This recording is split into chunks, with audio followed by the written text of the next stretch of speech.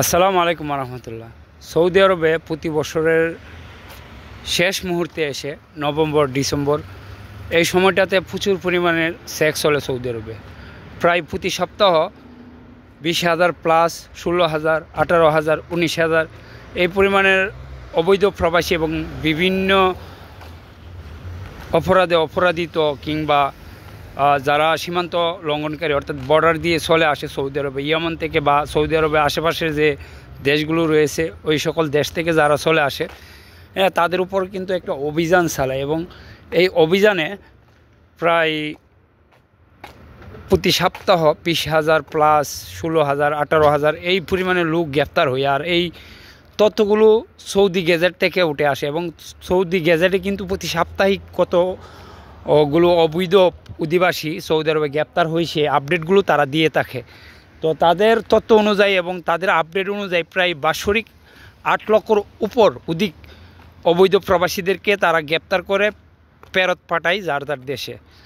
তো এই সময়টাতে আবাসিক এলাকা বলেন কিংবা যেই সকল এলাকাতে আজনবীরা বসবাস করে অর্থাৎ প্রবাসীরা বসবাস করে এই সকল এলাকাতে কিন্তু প্রচুর পরিমাণে সেক্স চলে এবং এই সেকে যারা পড়ে অনেক সময় দেখা যায় অনেকের একামা থাকে বা অনেকে বৈধ থাকে, তারপরও কিন্তু যৌথ যে সেকগুলো রয়েছে ওই সেকের সামনে পড়লে কিন্তু অনেক সময় তাদেরকেও ধরে নেই।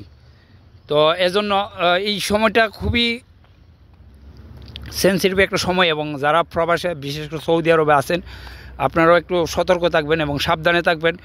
কারণ সৌদি পুলিশের সেক বা কোনো সেকের সামনে পড়লে বিভ্রান্ত হওয়ার কিছু নেই। যদি আপনি বৈধ থাকেন, একামা থাকে, সেক্ষেত্রে আপনি কখনো দূর দেবেন না এবং চেষ্টা করবেন নর্মালি হাঁটার জন্য, স্বাভাবিকভাবে চলাফেরা করার জন্য, তাহলে কখনো আপনাকে কোনো ক্ষতি করবে না। এবং আপনি যদি বৈধ থাকেন সৌদিতে সেক্ষেত্রেও আপনার কোনো ক্ষতি করবে না। তবে একটা বিষয় হচ্ছে অনেকে বুঝে না, অনেকে না জেনে না বুঝে কিন্তু দূর মারে এদিকে ওইদিকে, যার জন্য কিন্তু তারা বিপদে পড়ে যায়।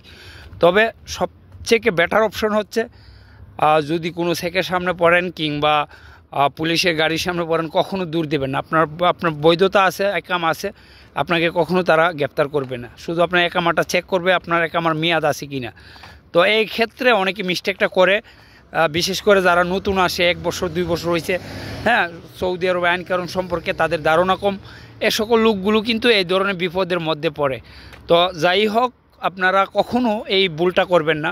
যদি কোনো সৌদি পুলিশ কিংবা পুলিশের গাড়ি বা যৌথ বাহিনী যাই কিছু হোক না কেন, যদি চেকের সামনে পড়েন তাহলে নর্মালি চলাফেরা করার চেষ্টা করবেন এবং যদি আপনার কাছে একামা চাই তাহলে একামা দিয়ে দিবেন। তারা চেক করে যদি আপনি যদি একামার মেয়াদ থাকে তাহলে আপনাকে কখনো নিয়ে যাবে না। ধন্যবাদ সবাইকে।